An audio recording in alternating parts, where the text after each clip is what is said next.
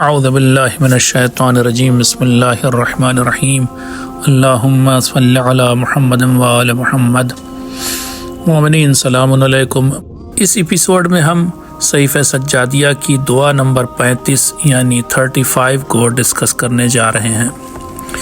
اس دعا کا ٹائٹل اس طرح سے ہے وَكَانَ مِن دُعَائِهِ علیہ السلام فِي الرِّضَا اِذَا نَظَرَ إِلَىٰ أَصْحَابِ الدُّنْيَا۔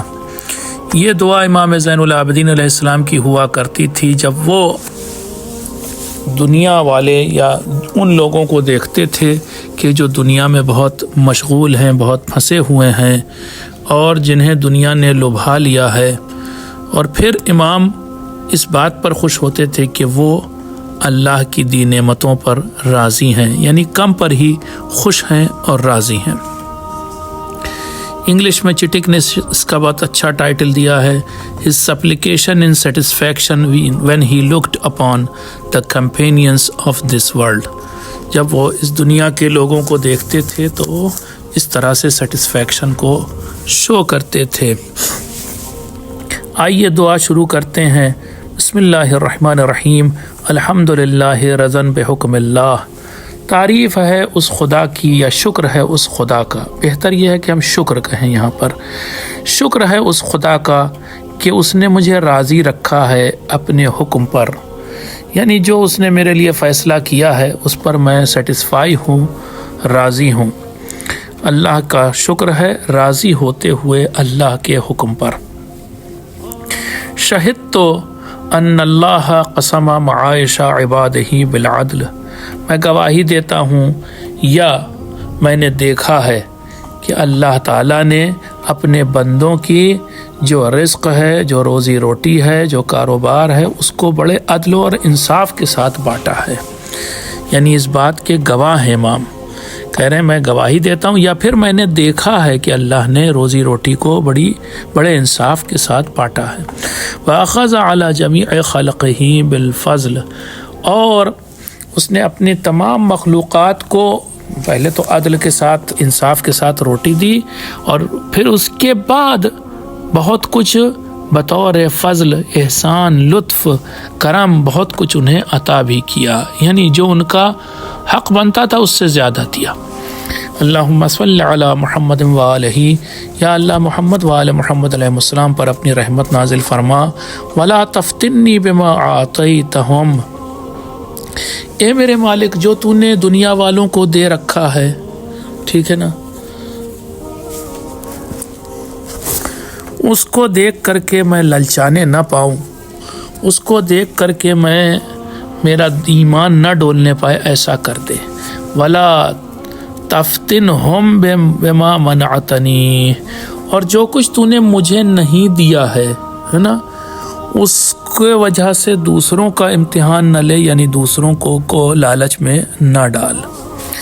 فَأَحْسَدَ خَلْقَكَ وَأَغْمَتَ حُكْمَكَ، اگر تو نے ایسا کیا کہ دوسروں کو دیکھ کر کے میں للچانے لگا، دوسروں کو دیکھ کر مجھے یہ ہونے لگا کہ یہ نعمت میرے پاس کیوں نہیں ہے، تو دھیرے دھیرے یہ چیز اس بات کا سبب بنے گی کہ میں ان سے جلنے لگ جاؤں گا، حسد کرنے لگ جاؤں گا، انوی کا سبب بنے گی۔ وَأَغْمَتَ حُكْمَكَ، اور میں تیرے حکم پر پھر راضی نہیں رہوں گا، تیری رضا، تیری تقسیم پر جو میری قسمت میں تو نے لکھا اس پر پھر راضی بھی نہیں رہوں گا۔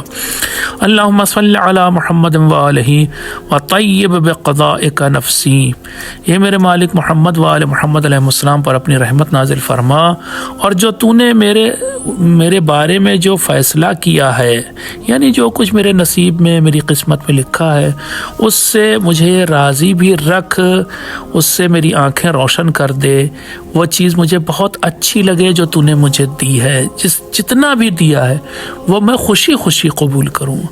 وَوَسِّعْ بِمَوَاقِعِ حُكْمِكَ صَدْرِي، اور جن جن چیزوں میں تیرا حکم میرے بارے میں جو حکم صادر ہوا ہے، جو تو نے ڈیکری کیا ہے میرے بارے میں، اس کو میں چوڑے سینے، چوڑے دل سے، وسیع قلب سے قبول کر لوں، ہے نا، یعنی خوشی خوشی قبول کروں۔ کبھی ہوتا ہے ہم لوگ ایسا ہوتا ہے کہ اللہ نے دیا ہے ہمیں، لیکن ہم کراہیت کے ساتھ اسے قبول کر رہے ہیں، شکایت کے ساتھ، اندر اندر ایک شکایت ہے کہ اللہ نے ہمیں اتنا ہی کیوں دیا، کیوں نہیں زیادہ دیا. تو یہ چیز نہ ہونے دے میرے مالک، مجھے کنٹینٹمنٹ یعنی سیٹسفیکشن دے، یعنی مجھے اطمینان دے، مطمئن کر دے میرے دل کو، خوشی خوشی میں تیری ہر چیز کو قبول کروں. وَهَبْ لِيَ الثِّقَةَ لِأُقِرَّ مَعَهَا بِأَنَّ قَضَاءَكَ لَمْ يَجْرِ إِلَّا بِالْخِيَرَةِ، اور مجھے اس بات کا یقین دے کہ میں اقرار کروں کہ جو کچھ تو نے میرے لیے لکھا ہے، جو کچھ تو نے میری قسمت میں لکھ دیا ہے، اسی میں میرے لیے خیر ہے، بھلائی ہے. وَجْعَلْ شُكْرِي لَكَ عَلَى مَا زَوَيْتَ عَنِّي، اور جو کچھ تو نے مجھے نہیں بھی دیا اس پر بھی میرا شکر ہے. ٹھیک ہے، جو کچھ تو نے مجھ سے لے بھی لیا ہے اس پر بھی میں تیرا شکر ادا کروں. بعض نعمتیں اللہ تعالیٰ دینے کے بعد لے لیتا ہے تو اس وقت بھی انسان کو اللہ سے شکایت و شکوہ نہیں ہونا چاہیے، اس پر بھی انسان شکر کرے. یہ بہت بلند درجہ ہوتا ہے شکر کا اور رضا کا، جو امام یہاں پر ڈسکس کر رہے ہیں. او فرا من شکری ایاک علی ما خولتنی، اور تھوڑا بہت شکر نہ ہو بلکہ میں خوب زبردست شکر ادا کروں ان چیزوں پر جو تو نے مجھے عطا کی ہیں. وعصمنی من ان اظن بذی عدم خصاصہ.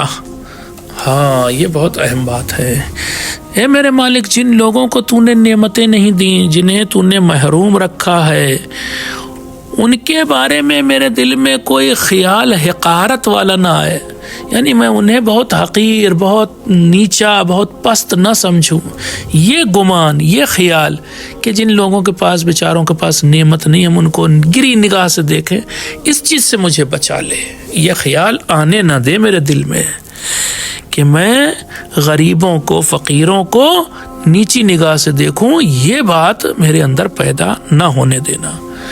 او اظن بصاحب ثروت فضلا، یا پھر میں جن لوگوں کو تو نے بڑی نعمتیں دی ہیں، بہت مال، دولت، عہدہ، شہرت، سب کچھ، بہت اچھی خطابت، بہت اچھی شاعری مثلا، یا بہت اچھا ان کا تحریر بہت اچھی، لکھنا بہت اچھا آتا ہے، وغیرہ وغیرہ، ان کو جن کو تو نے بہت ساری صفات دی ہیں یا پھر نعمتیں دی ہیں، ہاں ان کے بارے میں بھی میں ایسا نہ ہو کہ کوئی ایسا خیال کروں کہ یہی فضیلت ہے، مال بس ہونا فضیلت ہے، شہرت ہونا فضیلت ہے، یہ فکر نہ کروں. فَإِنَّ الشَّرِيفَ، اب امام ڈیفینیشن بھی بتا رہے ہیں کہ کیا چیز شرف رکھتی، کیا چیز بلندی ہے اسلام میں. فَإِنَّ الشَّرِيفَ مَنْ شَرَّفَتْهُ طَاعَتُكَ. اصل میں شریف کسے کہتے ہیں؟ ہمارے یہاں اردو میں تو شریف کا مطلب ہوتا ہے کہ مطلب بہت سیدھا سادہ، لیکن شریف بنا ہے، شریف کا مطلب عربی میں یہ ہے بلند درجے والا. شریف وہ انسان ہے، بلند درجے والا وہ انسان ہے جس نے تیری اطاعت کی، جس نے تیرا حکم مانا. یہ ہے ڈیفینیشن. اصل عزت ہم اس انسان کی کریں کہ جو تیرے حکموں کو مانتا ہے، احکام کو مانتا ہے. والعزیز من اغرته والعزیز من اعزت ہو عبادتک، اور عزیز وہ ہے، عزت والا وہ شخص ہے کہ جس نے تیری عبادت کی، وہی عزیز ہے. جو تیرے سامنے عبادت تو آپ سمجھتے ہی ہیں، نماز، روزہ اور طرح طرح کی عبادتیں ہیں، یہاں تک کہ والدین کا حکم ماننا، ان کے ساتھ نیکی کرنا، پڑوسی کا خیال کرنا، یتیم کی پرورش کرنا، وغیرہ وغیرہ، یہ سب عبادت ہے. تو عزیز وہ شخص ہے کہ جو تیری عبادت کرے، جو تیرے حکم پر چلے، جو تیرا بندہ بن جائے. فصل علی محمد وآلہ، تو اے میرے مالک محمد وآل محمد علیہ السلام پر اپنی رحمت نازل فرما.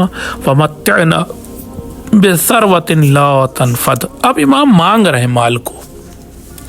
اس آخری جملے میں یہ نہیں کہہ رہے مال بہت بری چیز ہے، فرما رہے ہیں ہمیں مال عطا فرما، لا تنفد، ایسا مال جو کبھی ختم نہ ہو، کبھی لٹ نہ جائے، کبھی برباد نہ ہو جائے، کبھی ختم نہ ہو جائے، ایسا مال عطا فرما. وَأَيِّدْنَا بِعِزٍّ لا يُفْقَدْ، اور ایسی عزت عطا فرما، ایسی عزت ہمیں دے عنایت فرما، لا يفقد، جو کبھی جائے نہ. کوئی چھننے نہ پائے وہ عزت ہم سے، ایسی عزت عطا فرما۔ وسرحنا فی ملک الابد، اور اے میرے مالک کچھ ایسا کر دے کہ ہم ملک ابد میں گھومے پھریں، یعنی کیا مطلب، یعنی جنت میں گھومے پھریں، موج کریں۔ امام شاید یہ عزت اور مال آخرت میں مانگ رہے ہیں، تبھی تو کہہ رہے ہیں کہ مجھے وہ ایسی جگہ دے دے جہاں میں وہ ابد والی جگہ، یعنی ہمیشہ باقی رہنے والی جگہ جو کہ جنت ہے، اس میں ہمیں گھومنے پھرنے کی توفیق عنایت فرما۔ انک الواحد الاحد الصمد، کیونکہ تو ایک ہے، احد ہے، صمد ہے یعنی بے نیاز ہے، اسے تجھے کسی چیز کی ضرورت نہیں۔ الذی لم تلد ولم تولد، اور نہ ہی تو نے کسی کو جنا ہے اور نہ تو خود جنا گیا ہے۔ ولم یکن لک کفوا احد، اور تیرے جیسا کوئی نہیں اس کائنات میں، کوئی تیرا ایکول نہیں، تو کوئی تیرا کمپیریبل نہیں، کوئی تیرا کفو نہیں، تو کوئی تیرا ہم پلہ نہیں۔